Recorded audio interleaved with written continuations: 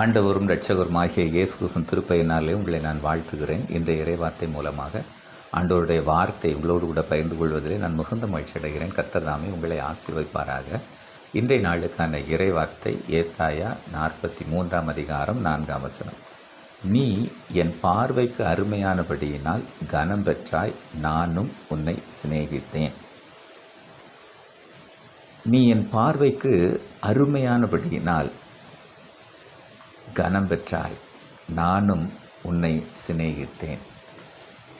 கர்த்தரால் கனம் பெறுதல். ஆண்டவர் நம்மை கனப்படுத்துகிற ஆண்டவர். நம்முடைய வாழ்க்கையை மேன்மைப்படுத்தி நம்மை உயர்த்துகிறவர், நம்மை கனப்படுத்துகிறவர். ஏன் நம்மை அவர் கனப்படுத்துவார் அப்படின்னா, வேதம் சொல்லுகிறது, அவர் நம்மை உருவாக்கினவர். ஏசாயா 44:2 நீங்கள் வாசித்து பாருங்கள்.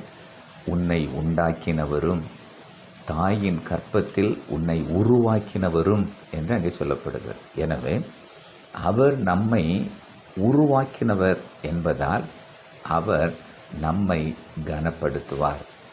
அவர் நம்மை தாயின் கருவிலே அவர் உண்டாக்கினபடினாலே நம்மை நேசித்து நம்மை கனப்படுத்துகிற தேவனாக இருக்கிறார். எனவே முதலாவது, அவர் நம்மை கனப்படுத்த காரணம் அவர் நம்மை உண்டாக்கினவர். இரண்டாவது, ஏன் அவர் நம்மை நேசித்து கனப்படுத்துவாராம்? அவர் நம்மை அழைத்தவர். ஏசாயா 45:3-4 வசனங்களை வாசித்து பார்த்தால், உன்னை பெயர் சொல்லி அழைத்தவர் என்று அங்கே சொல்லப்படுகிறது. எனவே நம்மை பெயர் சொல்லி அழைத்த தேவன் நம்மை நேசித்து நம்மை கனப்படுத்துகிறார். எனவே முதலாவது, நம்மை கனப்படுத்த காரணம் அவரே நம்மை உண்டாக்கினவர். இரண்டாவது, அவர் ஏன் நம்மை நேசித்து கனப்படுத்துகிறார் என்று சொன்னால், அவர் நம்மை பெயர் சொல்லி அழைத்திருக்கிறார். மூன்றாவது, அவர் நம்மை கனப்படுத்துவதற்கு காரணம் என்ன என்று சொன்னால், அவர் நமக்காக ஜீவன் தந்து நம்மை மீட்டவர். நமக்காக தம்முடைய ஜீவனையே தந்து நம்மை மீட்டவர்.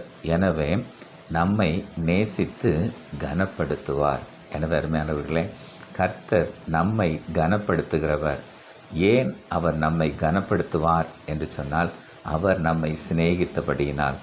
அவருடைய சிநேகத்துக்கு காரணம் என்ன என்று சொன்னால், அவர் நம்மை உருவாக்கினவர், அவர் நம்மை பெயர் சொல்லி அழைத்தவர், அவர் நமக்காக ஜீவன் தந்தவர். கர்த்தர் உங்களை கனப்படுத்தி உயர்த்துவார். விசுவாசத்தோடு நீங்கள் அவர் மீது நம்பிக்கையாயிருங்கள். கர்த்தர் உங்களை ஆசீர்வதிப்பாராக. ஆமென்.